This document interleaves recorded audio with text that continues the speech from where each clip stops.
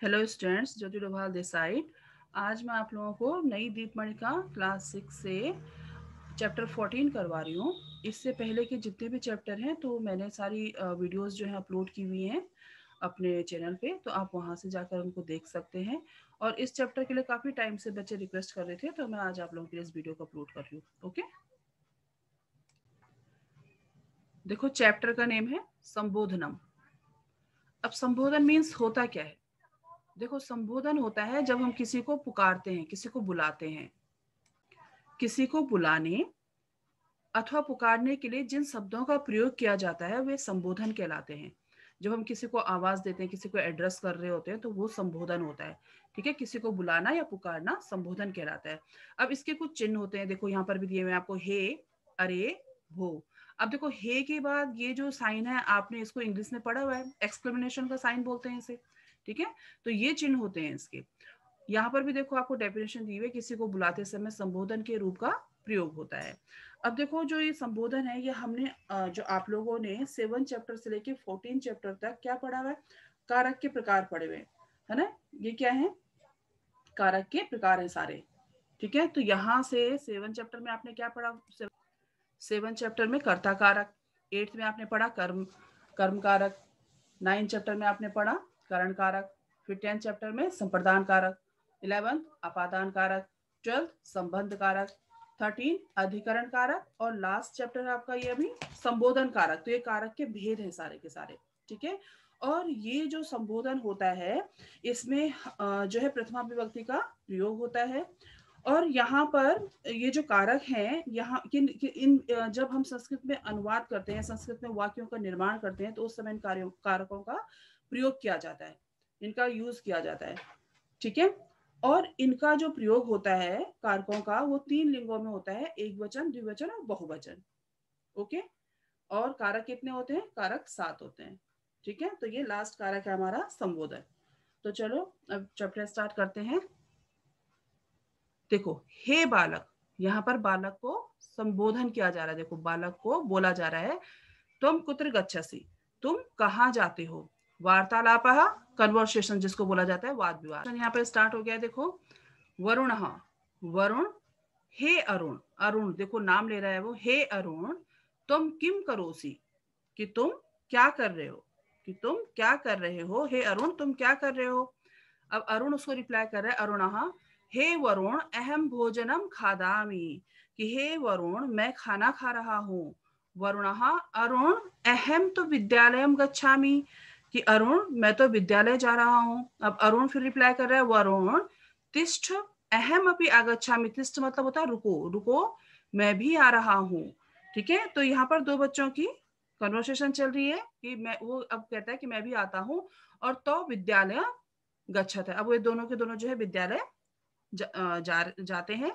ठीक है, अब देखो यहाँ पे आचार्य, अब यहाँ पर जो है इनके जो सर हैं, जो अब आचार्य क्या बोल रहे हैं, भो छात्र चित्रे यूयम की पश्यत, कि हे छात्रों चित्र में तुम सब क्या देख रहे हो, चित्र में तुम सब क्या देखते हो। वरुण, वरुण कहता है, श्रीमान चित्रे राम लक्ष्मणो वने गच्छते, कि चित्र में राम लक्ष्मण जो है, श्रीमान चित्र में राम और लक्ष्मण वन जा रहे हैं। ठीक है, आचार्य, भो अरुण किम तुम जानासी तो किमर्थम वन वन गच्छतः, कि अब आचार्य कह रहे हैं कि ओ अरुण क्या तुम जानते हो वे दोनों किस लिए वन जा रहे हैं। अब देखिए, आचार्य अरुण, आचार्य अहम न जाना, आचार्य मैं नहीं जानता। आचार्य है दीपे किम तुम जानासी, अब दीपे दीपा को बोला जा रहा है यहाँ पे, कि तुम जानासी क्या तुम जानती हो। दीपा आम गुरुवर, आम मीन्स हाँ, हाँ गुरुवर, नृपस्य दशरथस्य आदेशेन तो वनम गच्छते, कि राजा दशरथ के आदेश से वे बन जा रहे हैं। आचार्य भो शुभ्रे चित्रे सा महिला का अस्ति, कि शुभ्रा, हे शुभ्रा ये चित्र में महिला कौन है। ठीक है, ओ शुभ्रा चित्र में महिला कौन है।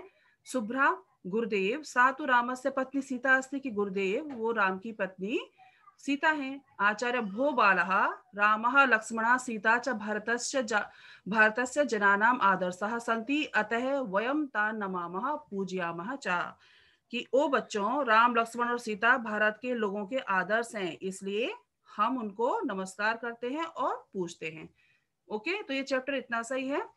अब इसके जो बैक साइड में जो आपकी एक्सरसाइज दी हुई है उनको कर लेते हैं। चलिए देखो, आपको जो फर्स्ट एक्सरसाइज में यहाँ पर संप्रति लेखनीय में फर्स्ट क्वेश्चन है आपका, एक पदेन उत्तरतः आंसर इन वन वर्ड। अरुणः किम खादति, फर्स्ट क्वेश्चन, तो क्या खा रहा था अरुण? देखो भोजनम। राम लक्ष्मणो कुत्र गच्छते, कहाँ जा रहे थे वे? वनम। ठीक है, वनम। रामस्य पत्नी का अस्ति, राम की पत्नी कौन थी? उनका नाम क्या था? सीता। लास्ट है आपका यहाँ पे वरुणः। वरुणः कुत्र गच्छति, कहाँ जा रहा था वरुण? विद्यालय। ठीक है, तो ये आपका फर्स्ट क्वेश्चन है संप्रतीय लेख नियम से। अब इसके बाद सेकंड क्वेश्चन आपका,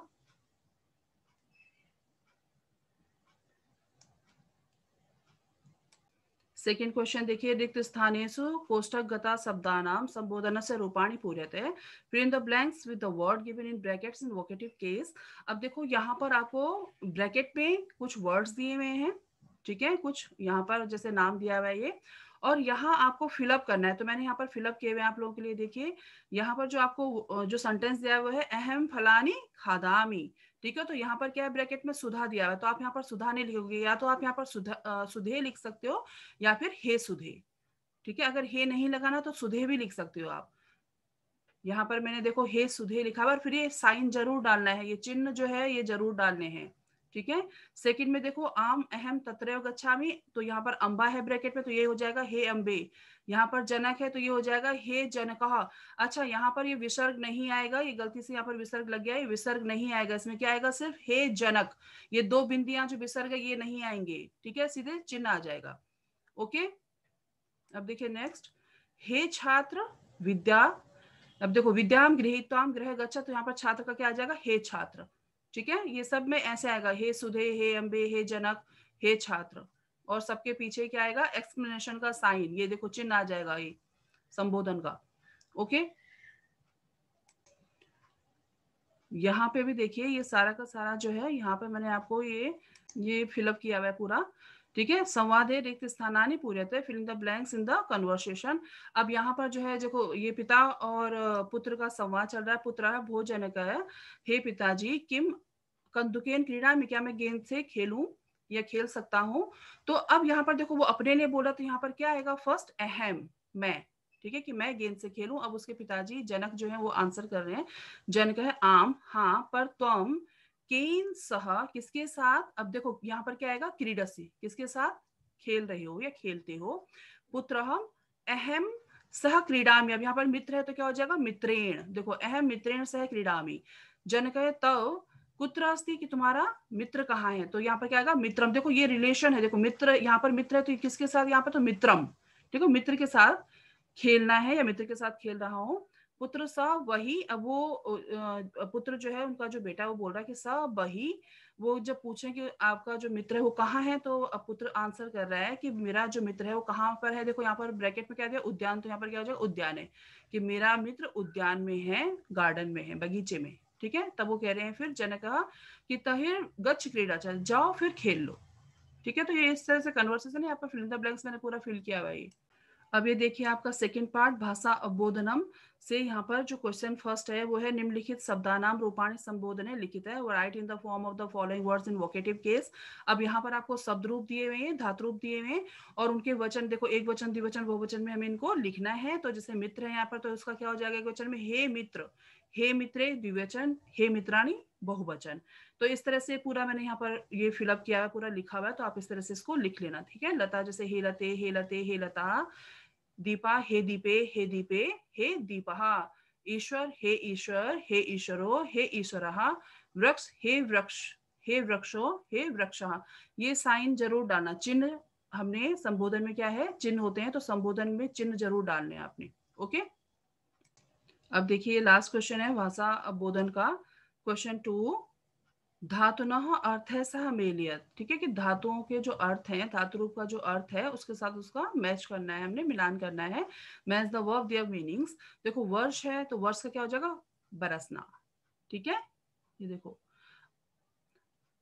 निश्रह, निस्सर, ये होगा निकलना, या जानना।